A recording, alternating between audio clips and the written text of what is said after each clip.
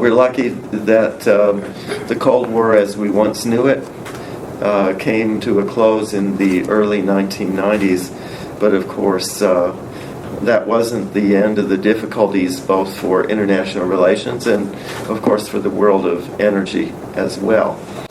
We found the steady rise of China leading to a great increasing need for energy worldwide. Russia, of course, had a very complex evolution. And then, of course, most recently, in February of this year, we got a very different situation with the Russian invasion of the Ukraine. So, a new geopolitical situation and a new world of energy. I think for energy, certainly the key point is the rise, the global prosperity. I guess my point would be that in terms of demand for energy, global economic growth and globalization created a demand for energy. There's just one other thing that I think is quite important to note in the recent history of energy and geopolitics. And that, of course, was the great Tohoku earthquake and tsunami and all of the problems that we know about that occurred in 2011 in the spring.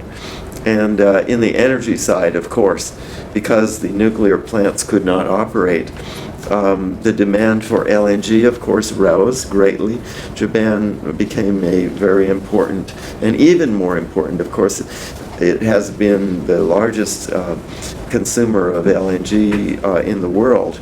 The nuclear plants were not able to operate, so there was a narrowing of the supply of energy demand, which I think, particularly in the light of all of the problems that have happened with Russia recently, is quite important, because Japan did become heavily reliant on LNG. It expanded its LNG imports, but much of that came from Russia. And so the energy situation today has become significantly more difficult because of these very sudden developments like the Ukraine war that we really couldn't foresee. What that opens is, I think, the important implication is that we need to think about new forms of energy that don't involve dependence on Russia. I think even if we didn't have this war, we should make some changes in energy policy. In particular, I think there need to be changes in the role of nuclear power. That some understanding of the realistic situation that we face now on nuclear power, even if we didn't have this war, we should do that. But of course the situation is made much more serious because of the Ukraine war, and the need to rethink and revisit the issue of nuclear power is even stronger. It's significant, but there's a lot of other countries too. There's Australia, I suppose there's Canada, there's some uranium production capacity, even in the United States a little bit, that's begun to come back into action. I don't think Russia is absolutely indispensable. There are other countries. Maybe in the long run, the issue that you raise of uranium supply could be an important issue, if we became much more dependent on nuclear power and if global economic growth were rapid. This is an important time for energy policy, both inside Japan and in the world. Restarting the nuclear plants that have already been authorized, that's, I think, very important. And this it could help to reduce the energy what should I say, crisis and reliance on Russia, especially if at the same time we move toward the use of electrical power for hybrids and batteries and electric vehicles and so on. This combination, all of these things are important right now. The Ukraine crisis makes them more important. I think the situation is certainly more delicate. I think China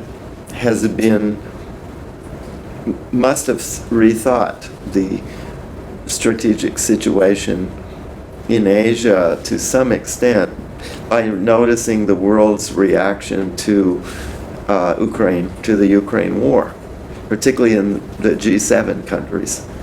In an era when the nature of discussions, of strategic discussions in East Asia,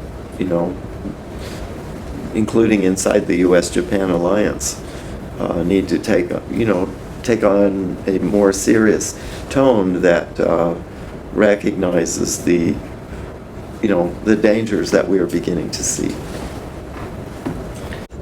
Certainly, national security is one. Of course, there are many different. The Ukraine war tells us that geopolitics and also that Europe and Asia are related. They're a piece of a larger global geopolitical situation. I guess that's one thing.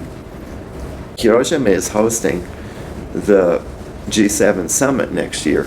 I think next year's G7 summit is going to be very important. I think this is a time when there's significant room for Japanese initiative and Japanese leadership too. I think the U.S. is certainly in the leadership position on the security side. But complementary to that, I think there's an important leadership role for Japan because Japan is going to host G7. That's the most important thing I think I would say. I guess between the U.S. and Japan, one last thing I would say. I've always thought that energy is an issue for Japan and the United States together. They need a very important dialogue in this area. Japan, of course, is a major importer, extremely, doesn't have, especially kaseki nenryo and, hydrocarbons and stuff like that. But it's very advanced technologically. It's good at energy efficiency, alternate energy. I would say even on the decommissioning side, Japan has, when I was up in Fukushima, I was impressed. There's things that Japan is doing in reviving communities or, the technology for storage or that Japan has a lot of, it can contribute as well, but it also has great needs in energy. It's it's a kind of hoson kanke. If we are thinking about the base of the U.S.-Japan alliance, I think energy is an important aspect of it.